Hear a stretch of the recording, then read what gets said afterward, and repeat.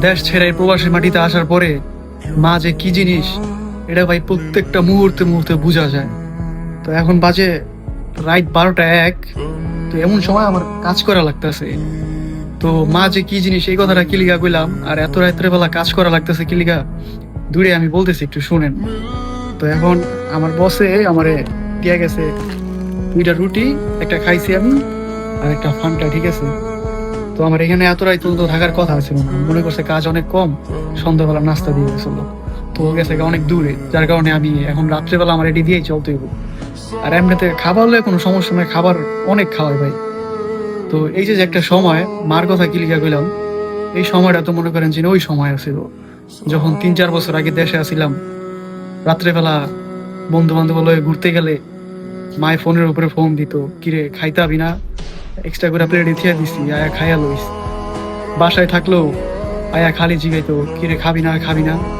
আর আমি আমার মায়ের কোনো সময় বকাঝকা করিনি, রাগারাগি করিনি, শুধু মাঝে মধ্যে বলতাম কি যে এমন করো কি লিগে, একটু পরে খাইলে কি হয়।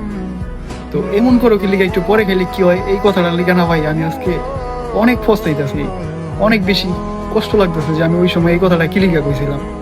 আর দেখেন আজকে এমন একটা সময়, রাত্রে 12টা বাজে, কাজ কাম করে এখন আর কেউ কল দেয় না যে কিরে খাবি না, খাবার বাইরে দিয়ে দিছি খাবি না। তো বাংলাদেশ থেকে যারাই দেখতেছেন ভাই, আপনারও একটা রিকোয়েস্ট থাকবো যে বাপ মার লগে কোনো সময় কোনোদিন খারাপ ব্যবহার করেন না, বুঝছেন।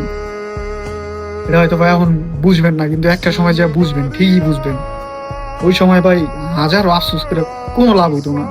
আর এত রাইট করে কাজ করা লাগতেছে কি লেখা, যেমন এটা হইতেছে আমার বসের হোমস্টে, আমি তো কাজ করি ওয়ার্কশপে। তো এটারও যত দেখাশোনা এগুলো আমিই করি।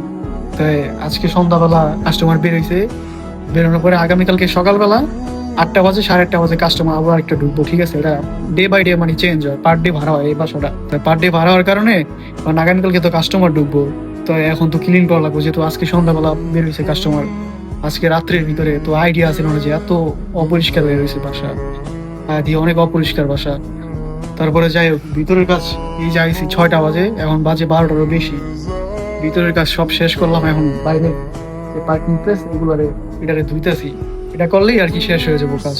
আর এইখানে যে কাজ করি ভাই, এইখানে কাজ করার কারণে আমি ওরকম একটা পারিশ্রমিক পাই না আর কি, যেটা পাওয়ার কথা। তারপরও ক্লিয়ার করি, দেয় টুকটাক দেয়, কিন্তু অনেক ভালো ব্যবহার করে আমার লাগে। যেহেতু আমার কাগজপত্র একটু সমস্যা, আমার যদি কোনো জায়গায় যাওয়া লাগে, করা লাগে, ওই সব কিছু করে, ঠিক আছে। নিজের পোলাপান মনে করে এরকম করে আমার দেখাশোনা করে, যার কারণে ওর লাগে আমি এইগুলো লাগে কোনো হিসাব করি না।